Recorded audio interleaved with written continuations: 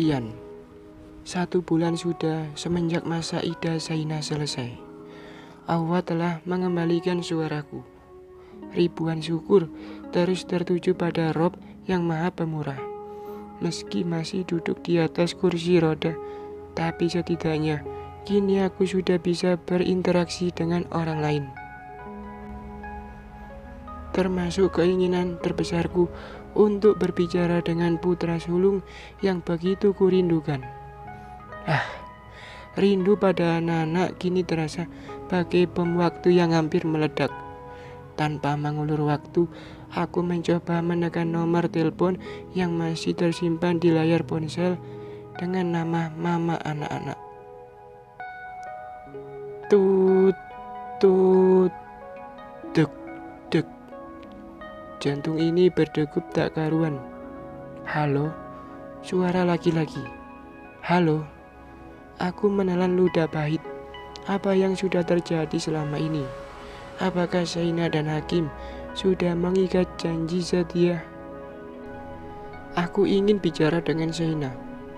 Zainah sedang masuk ke rumah, tasnya ketinggalan. Dek, dada ini semakin dalam tertusuk. Apa yang sedang mereka lakukan berdua? Ponsel Zainah, kenapa ada padamu? Dia meninggalkan ponsel dalam mobilku. Kebetulan, aku melihat ada panggilan dari nomor tanpa nama di layar ponselnya. Ya sudah, langsung saja aku angkat. Tanpa nama, tanyaku memperjelas. Iya, di layar hanya muncul nomor tanpa nama. Kupikir itu pasien. Maaf, apa ada yang bisa kusampaikan pada Zainah? Aku membuang napas berat. Tidak ada. Aku hanya ingin bicara dengan anakku. Dia tidak ada di rumah, sedang mengikuti English course. Entah kenapa, ada yang semakin menyesakkan dada. Tatkala pada kenyataan, sekarang Hakim lebih tahu segala hal tentang AA dan mantan istriku. Ku coba untuk menguatkan hati. Oke, nanti aku akan menghubunginya kembali. Baik. Ponsel di tanganku letakkan kembali ke atas nakas. Harusnya aku tak cemburu, apalagi marah. Bukankah Zainah telah lepas masa iddah dariku? Sekarang dia bebas melakukan apapun yang dia inginkan, termasuk mengakhiri status jandanya. Tapi kenapa hati ini terasa begitu sakit? Tangis ini pada akhirnya pecah. Ribuan penyesalan bagai tombak yang menusuk-nusuk palung jantung. Jika kedua kaki ini bisa berjalan, aku akan pulang dan menemuinya. Menanyakan, benarkah ia telah menemukan tambatan hati yang baru yang lebih baik dariku? Ku tarik nafas panjang, berharap sesak di dada sedikit terurai. Nyatanya, justru semakin berkali lipat. Tiba-tiba pintu ruangan terbuka. Wajahku pun tertoleh untuk menatap siapa yang kini masuk ke ruangan ini. Mama, hanya dia, wanita yang sampai detik ini menemaniku di Singapura. Sementara papa sudah pulang karena masih banyak kerjaan yang harus dia handle meskipun sudah pensiun. Rotinya belum dimakan Rian. Sedikit saja, supaya kamu punya tenaga. Nanti aku makan. Selalu nanti. Ayolah Rian, semangat untuk sembuh supaya kita bisa pulang.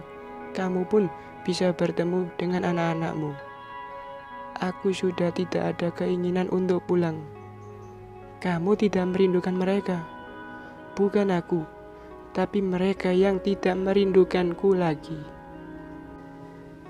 Mama hanya menarik nafas panjang. Mereka pasti rindu. Rian, kamu harus punya tujuan untuk sembuh. Anak-anak, karir, untuk semua itu. Kamu harus berjuang agar lekas sembuh. Jangan membuat pikiranmu semakin berantakan hingga memperburuk progres penyembuhan. Aku ingin pulang, Ma. Kita terapi di Jakarta saja. Yang penting saat ini aku sudah bisa bicara. Wajah Mama kini menatapku tanpa kata. Percayalah padaku, Ma. Aku akan lebih cepat sembuh jika berada di Jakarta. Baiklah, jika itu yang kamu inginkan, Mama akan mengurus semua hal untuk menyudahi pengobatan di sini. Sudah tak sabar rasanya, aku ingin bertemu anak-anak, juga bertemu Zaina. Jika memang benar mantan istriku itu telah menjatuhkan pilihannya pada hakim, aku akan mencoba ikhlas. Ya, harus ikhlas, walau berat. Pof Hakim. Hakim meletakkan ponsel Zaina kembali pada tempatnya. Ada rasa bersalah yang seketika memenuhi relung hati. Bagaimanapun yang ia lakukan barusan adalah sebuah kecurangan. Ia mengatakan pada Rian bahwa Zaina tak menyimpan nomor lelaki itu. Padahal jelas tertera di layar ponsel nama Rian adalah papa anak-anak. Hakim mengusap wajahnya secara kasar. Ia benar-benar tak menyangka bahwa nalurinya akan berbuat sedemikian curang. Tak pernah ada dalam bayangan akan menjadi seorang penipu demi sebongkah rasa bernama cinta. Setelah membohongi Rian perihal nama, lalu perasaannya kini tak tenang. Bagaimana jika Zaina tahu Rian menelpon? Hakim jadi sangat takut jika dua pasangan yang sudah berpisah itu kembali berhubungan, serta membuat Zaina ragu untuk menerima lamarannya. Akhirnya dengan berat hati, ia menghapus panggilan masuk dari Rian.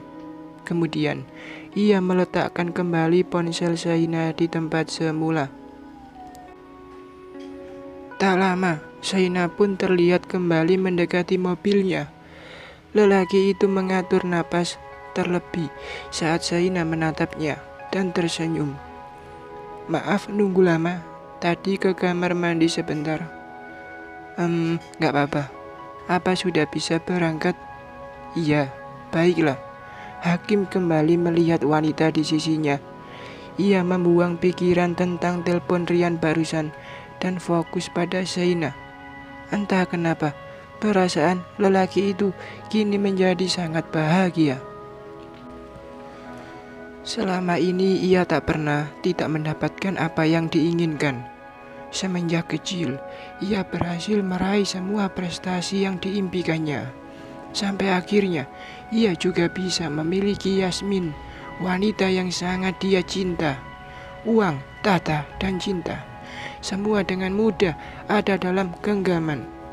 Kini saat ini, melihat ada kemungkinan jika keinginannya tak akan terwujud, hati sang lelaki mulai diliputi ketakutan.